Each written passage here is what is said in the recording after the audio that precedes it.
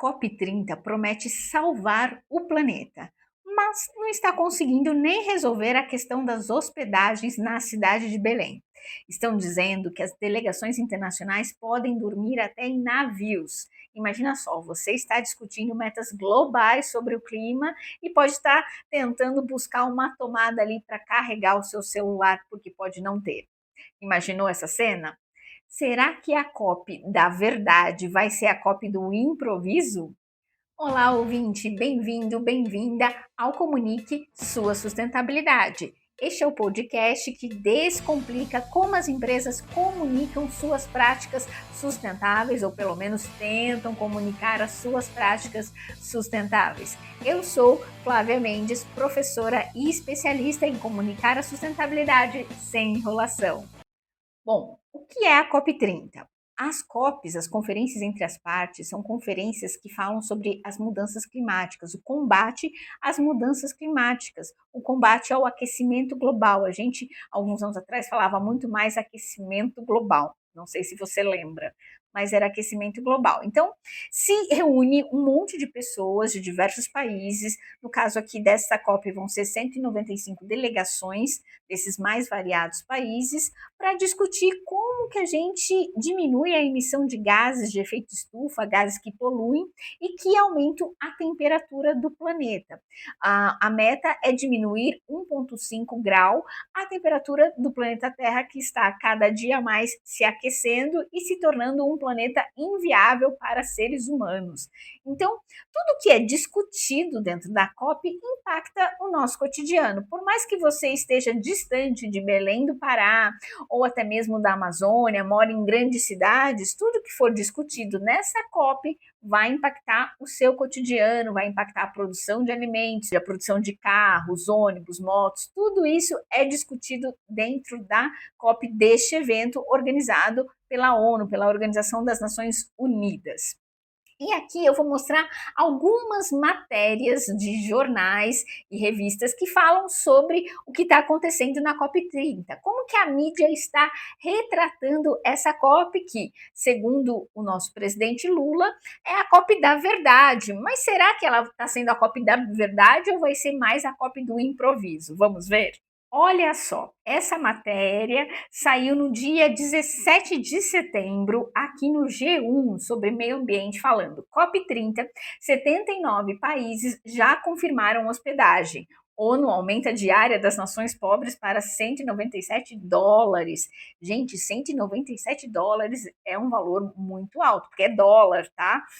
O dólar está hoje entre 5 e 6 reais, então já faz o cálculo. O governo diz ter mais de 42 mil quartos disponíveis em Belém, mas delegações ainda reclamam de preços abusivos e da dependência de navios e aluguel por temporada. Outros 70 países seguem sem definição de hospedagem na capital paraense.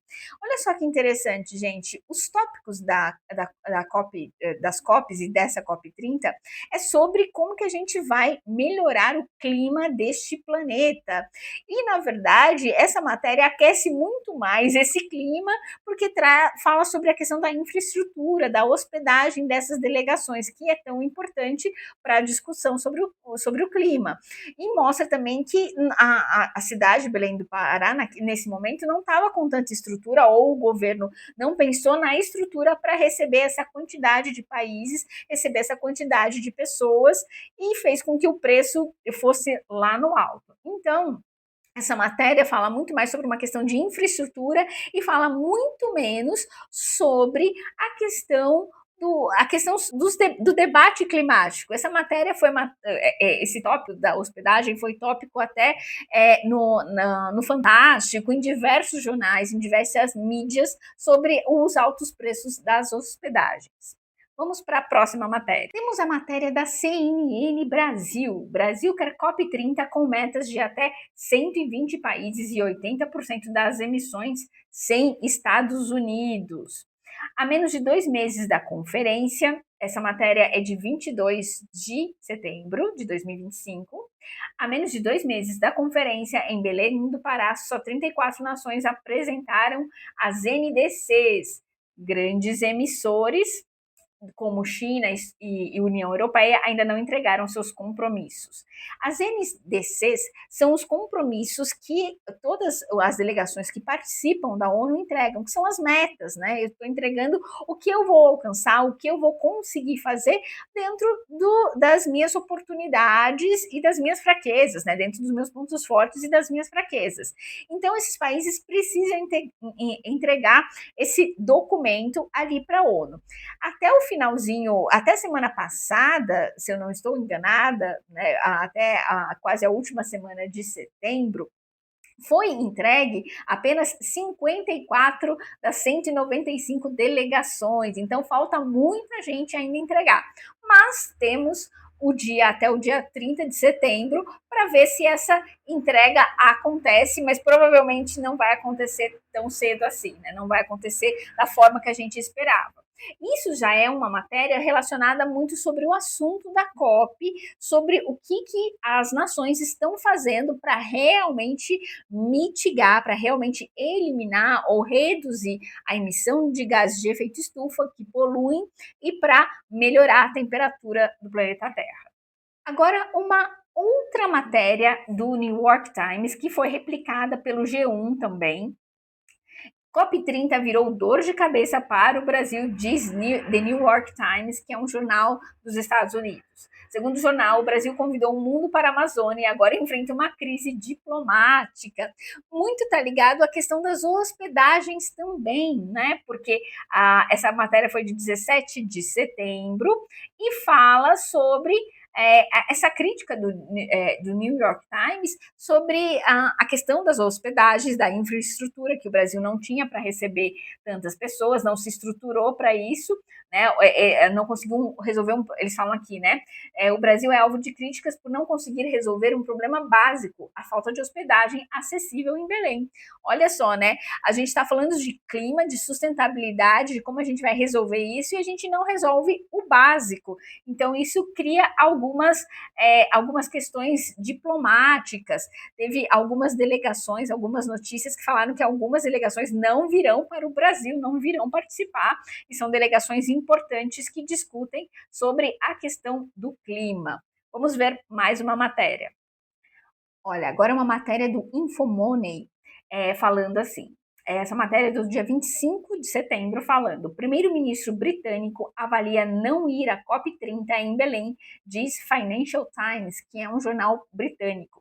Discussões no governo britânico opõem aliados que defendem a presença na cúpula e assessores que priorizam a agenda doméstica. Problemas de infraestrutura em Belém também pesam na decisão. Por exemplo, isso está ligado à questão da crítica que o New York Times fez também ao Brasil, que o Brasil está criando uma crise diplomática porque não tem essa infraestrutura, não conseguiu estruturar a infraestrutura de Belém para conseguir trazer as pessoas, e o primeiro-ministro britânico dizer que não vem para o Brasil.